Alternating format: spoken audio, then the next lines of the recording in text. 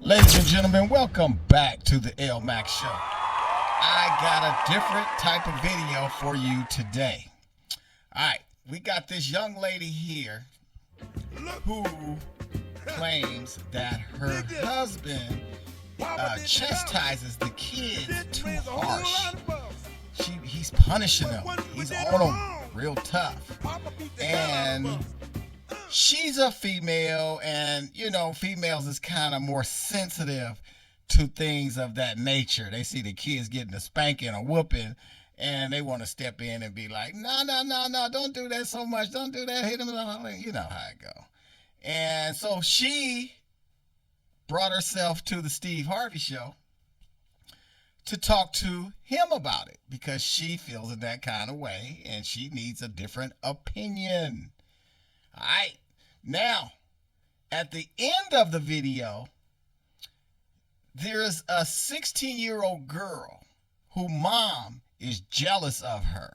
You got to see that part. So you got to get to the end of the video so you can see it. So without any further ado, let's get this going.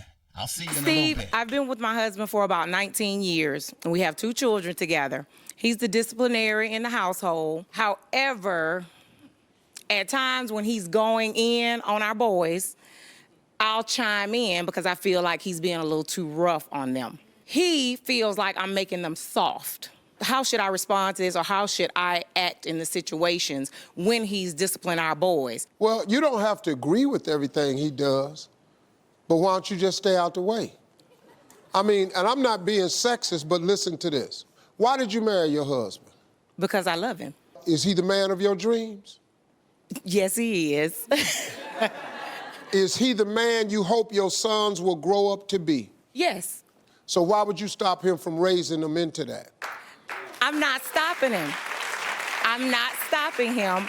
I just feel at times he's a bit harsh with the punishments. He is hard on them because they boys. Undisciplined boys grow up to be undisciplined men. Do you know the problem you're gonna have?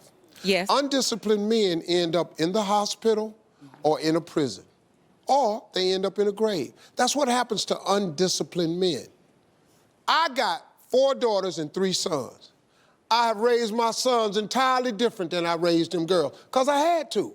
Because there's a different set of expectations on the boys. Now, do I want my girls to be successful? Yes. Do I want them to get equal pay? Yes. Do I want them to be treated fairly? Yes. Do I let men run over them? Ain't no way. I've raised my daughters to be strong, independent, and all of that. All my girls got college degrees. But them sons of mine, and they mothers know, let me have these boys. I ain't over here trying to turn the girls into women, because I don't know how. I know nothing. But I know about these boys, and I know what it takes to be a man, so I got them. Now, my wife has told me, you too hard on them boys. That's what I think he is. He's too hard. But they play us against each other now. So they know mom is more laid back, dad is more strict. So they play the role of, if my husband's yelling at him, my 11-year-old will say, well, mama said I could do it. And why do you think he does that? Because mama said. He's playing us, but he's playing us, Steve, and it's... Because I don't know. kids are manipulative. Yes. They are master manipulators. They don't mean no harm, they just doing what they can do. Kids are slick. Now they playing y'all against one another. Marjorie and I came to a conclusion.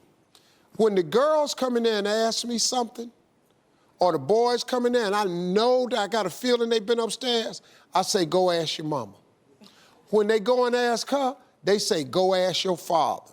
Now they go, well, I already asked mama. Well, what did she say? And whatever she said upstairs, I go along with that. Now, if we disagree, Marjorie and I, our kids are older now. Marjorie and I never allowed them to see us disagree in front of them. You can disagree with your husband, you just can't do it in front of the boys. Because once they see it in front of each other, then they got you. And here they come, because you done stepped in too many times. So, have you picked up anything? Yes, I have. Thank you very much. Let your husband raise them boys. You might mess around and have two fine young men like I dealt the with one her you for married. about 3 years, and she had 2 kids in tow from her own separation/divorce. And I invested into a relationship with her and kids that weren't mine, and these ego investments never paid off. You know, I got a lot of pushback, a lot of disrespect. I discovered that you have responsibility as a parent to somebody else's kid, but you don't have any authority. And as a father, you know, you generally have responsibility to your own kid with authority.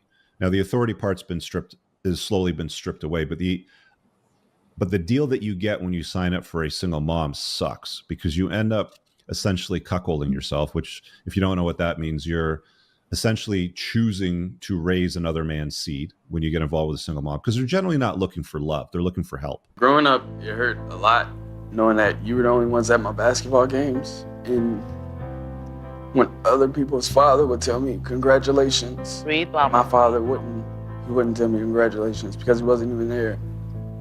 And you took that time and effort to always be there for me.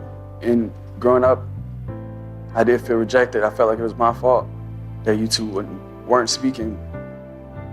And now that I'm a bit older, sad to say, I feel a bit more sad for my little brother now that, because I don't want him to feel the same way I feel.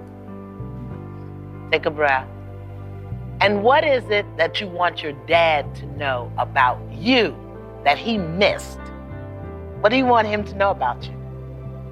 That I'm growing up, and I think that you can't make up for lost time. And the way he can show me that he really wants to be a father is to be there for my little brother. If you look at my mother is a light-skinned woman, but me and my mother, we look identical. Black people don't understand that your children is your lineage. That's your heir. When you leave, that's your lineage. And we don't understand that. We don't understand how important when the Creator give you an opportunity to birth a child, and you look at that child and that child looks just like you and is your spitting image. But as that child get older, and you getting older, you begin to turn on that child because it's like it's a competition. And I don't know why that is. And I'm thinking because this is how, when a female grow up and she don't never look in the mirror and identify with herself within. All she do is have her mental capacity is an outside appearance. But she has nothing this mother has nothing within.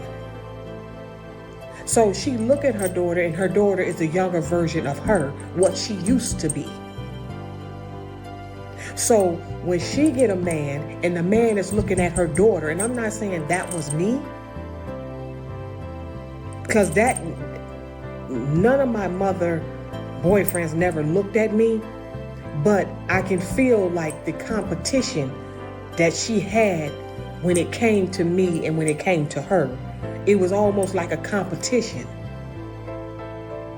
And I remember because I just turned my back on my whole family, and I remember when a rumor would get spreaded about me, and the killing part, I wasn't dealing with anybody in my family, but they would make up lies, and they all would get together and say, I knew she was like that, I knew it, because it was the guilt of what they did to me when I was younger.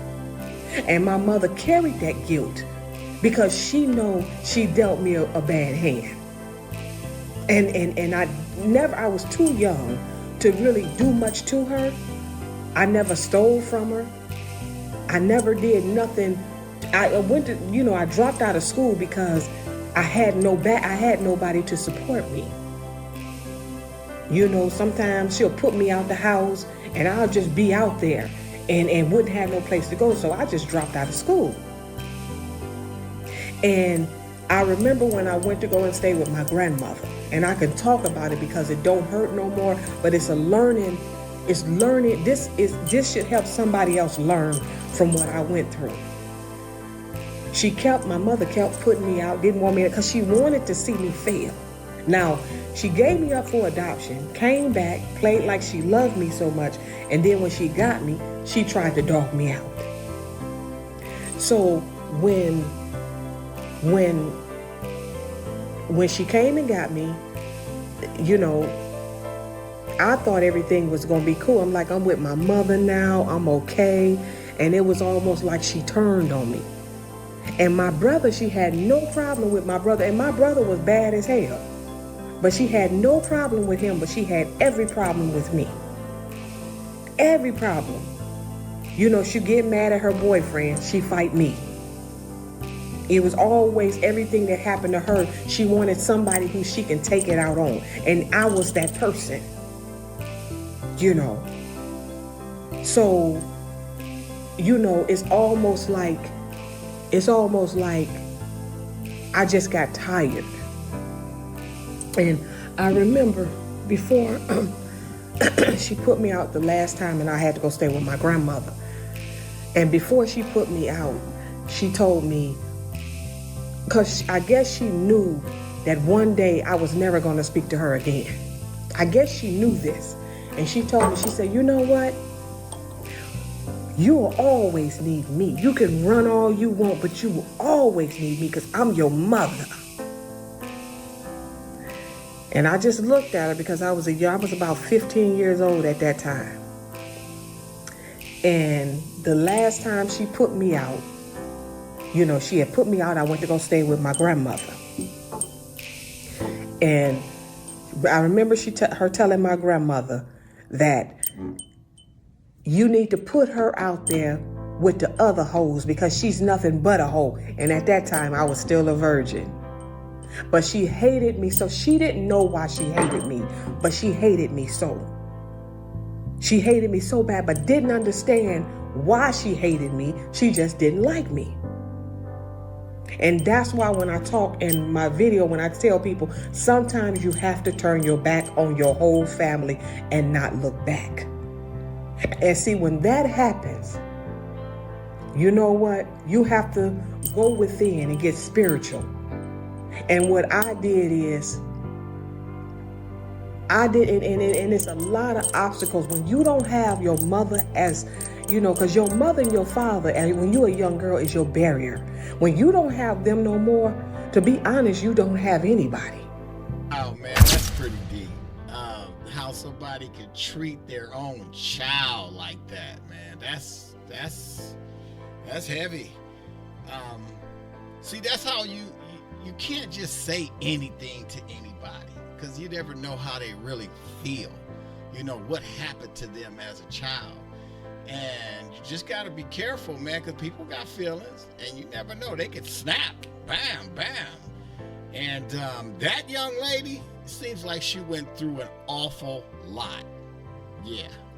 And I feel for her, because I know it's something in her that's just eating her alive.